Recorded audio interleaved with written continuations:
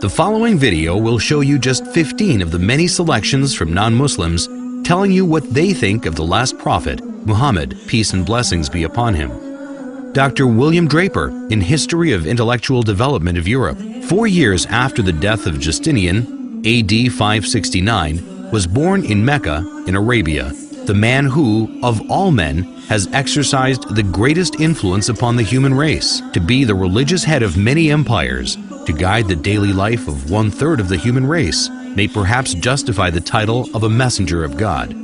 Philip K. Hitti, in History of the Arabs, within a brief span of mortal life, Muhammad called forth of unpromising material a nation never wielded before.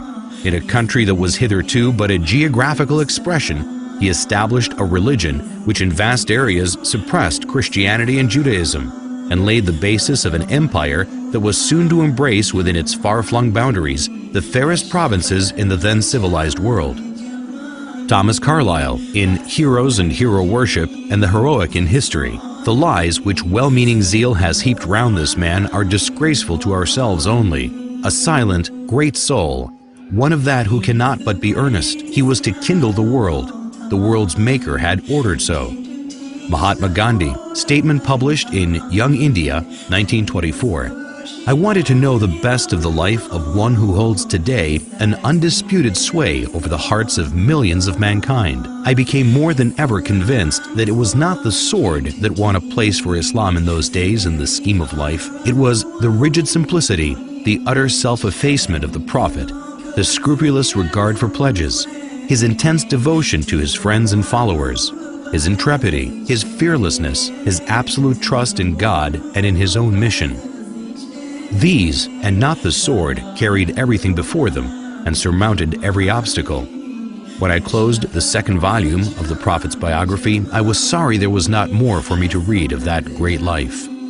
Edward Gibbon and Simon Oakley, in History of the Saracen Empire, London, 1870.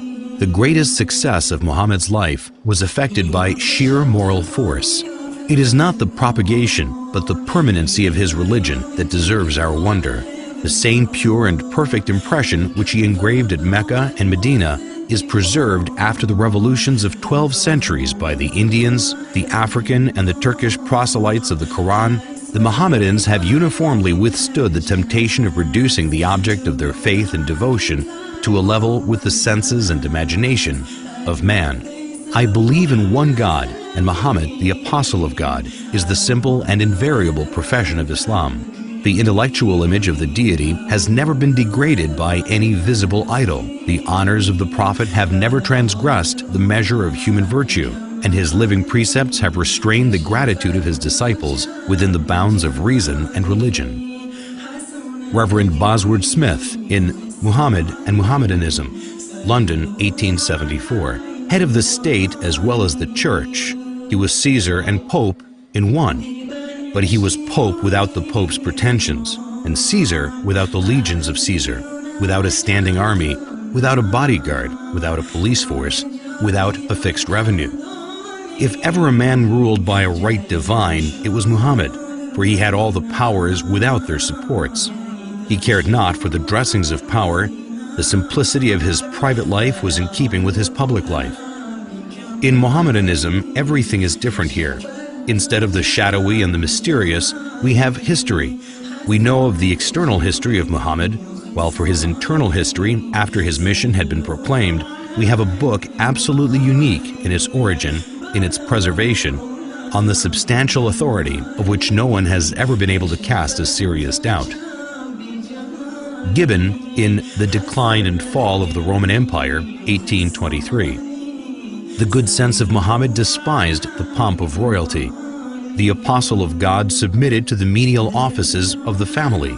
He kindled the fire, swept the floor, milked the ewes, and mended with his own hands his shoes and garments.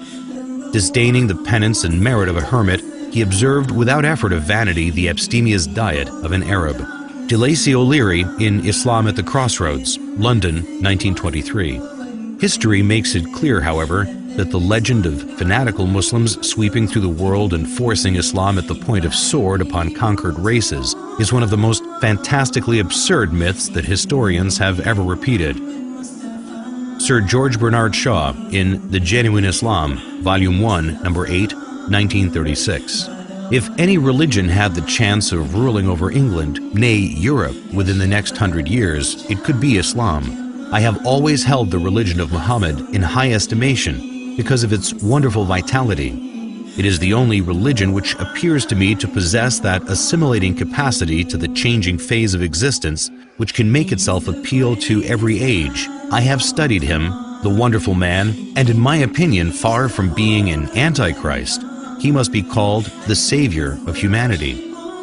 I believe that if a man like him were to assume the dictatorship of the modern world, he would succeed in solving its problems in a way that would bring it the much-needed peace and happiness. I have prophesied about the faith of Muhammad that it would be acceptable to the Europe of tomorrow as it is beginning to be acceptable to the Europe of today. Michael Hart in The 100, a ranking of the most influential persons in history, New York, 1978. My choice of Muhammad to lead the list of the world's most influential persons may surprise some readers and may be questioned by others. But he was the only man in history who was supremely successful on both the secular and religious level. It is probable that the relative influence of Muhammad on Islam has been larger than the combined influence of Jesus Christ and St. Paul on Christianity. It is this unparalleled combination of secular and religious influence which I feel entitles Muhammad to be considered the most influential single figure in human history. W. Montgomery Watt in Muhammad at Mecca, Oxford, 1953. His readiness to undergo persecution for his beliefs, the high moral character of the men who believed in him and looked up to him as a leader, and the greatness of his ultimate achievement all argue his fundamental integrity. To suppose Muhammad an impostor raises more problems than it solves. Moreover, none of the great figures of history is so poorly appreciated in the West as Muhammad. Thus, not merely must we credit Muhammad with essential honesty and integrity of purpose, if we are to understand him at all. If we are to correct the errors we have inherited from the past, we must not forget that conclusive proof is a much stricter requirement than a show of plausibility, and in a matter such as this, only to be attained with difficulty. Washington Irving in Muhammad and His Successors. He was sober and abstemious in his diet and a rigorous observer of fasts. He indulged in no magnificence of apparel, the ostentation of a petty mind, neither was his simplicity in dress affected, but a result of real disregard for distinction from so trivial a source. In his private dealings he was just. He treated friends and strangers, the rich and poor, the powerful and weak, with equity, and was beloved by the common people for the affability with which he received them and listened to their complaints.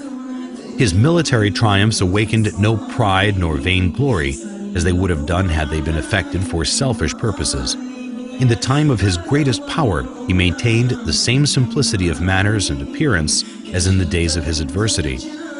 So far from affecting a regal state, he was displeased if, on entering a room, any unusual testimonials of respect were shown to him. If he aimed at a universal dominion, it was the dominion of faith. As to the temporal rule which grew up in his hands, as he used it without ostentation, so he took no step to perpetuate it in his family. James Michener in Islam, the Misunderstood Religion, Reader's Digest, May 1955, pages 68 to 70. No other religion in history spread so rapidly as Islam. The West has widely believed that this surge of religion was made possible by the sword, but no modern scholar accepts this idea, and the Quran is explicit in the support of the freedom of conscience. Like almost every major prophet before him, Muhammad fought shy of serving as the transmitter of God's word, sensing his own inadequacy. But the angel commanded, "Read." So far as we know, Muhammad was unable to read or write, but he began to dictate those inspired words which would soon revolutionize a large segment of the earth. There is one God. In all things, Muhammad was profoundly practical. When his beloved son Ibrahim died, an eclipse occurred, and rumors of God's personal condolence quickly arose. Whereupon Muhammad is said to have announced, "An eclipse is a phenomenon of nature.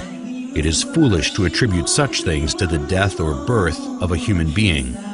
At Muhammad's own death, an attempt was made to deify him, but the man who was to become his administrative successor killed the hysteria with one of the noblest speeches in religious history.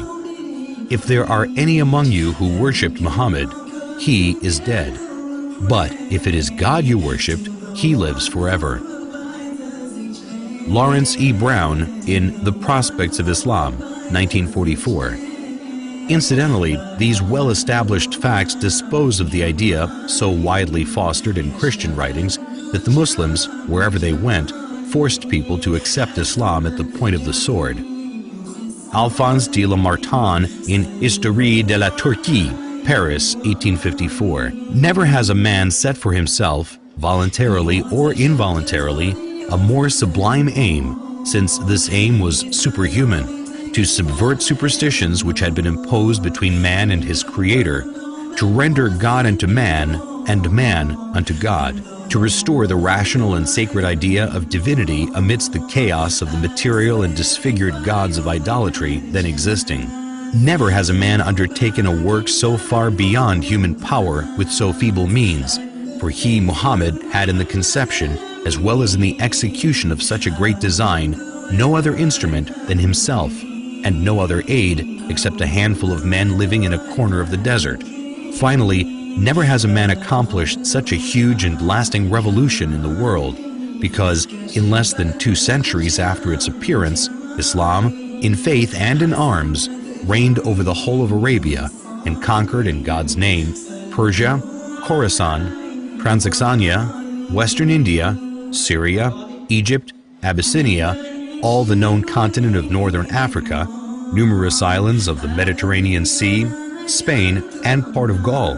If greatness of purpose, smallness of means, and astonishing results are the 3 criteria of a human genius, who could dare compare any great man in history with Muhammad? The most famous men created arms, laws, and empires only. They founded, if anything at all, no more than material powers which often crumbled away before their eyes. This man moved not only armies, legislations, empires, peoples, dynasties, but millions of men in 1/3 of the then inhabited world. And more than that, he moved the altars, the gods, the religions, the ideas, the beliefs, and the souls. On the basis of a book, every letter which has become law, he created a spiritual nationality which blends together peoples of every tongue and race. He has left the indelible characteristic of this Muslim nationality, the hatred of false gods, and the passion for the one and immaterial God. This avenging patriotism against the profanation of heaven formed the virtue of the followers of Muhammad. The conquest of 1/3 the earth to the dogma was his miracle, or rather it was not the miracle of man, but that of reason. The idea of the unity of God, proclaimed amidst the exhaustion of the fabulous Theogonies, was in itself such a miracle that upon its utterance from his lips, it destroyed all the ancient temples of idols and set on fire 1/3 of the world. His life, his meditations, his heroic revelings against the superstitions of his country, and his boldness in defying the furies of idolatry, his firmness in enduring them for 15 years in Mecca, his acceptance of the role of public scorn and almost of being a victim of his fellow countrymen, this dogma was twofold: the unity of God and the immateriality of God, the former telling what God is, the latter telling what God is not, the one overthrowing false gods with the sword, the other starting an idea with words. Philosopher, orator, apostle, legislator, conqueror of ideas, restorer of rational beliefs, the founder of 20 terrestrial empires and of 1 spiritual empire. That is Muhammad. As regards all standards by which human greatness may be measured, we may well ask, is there any man greater than he? There is no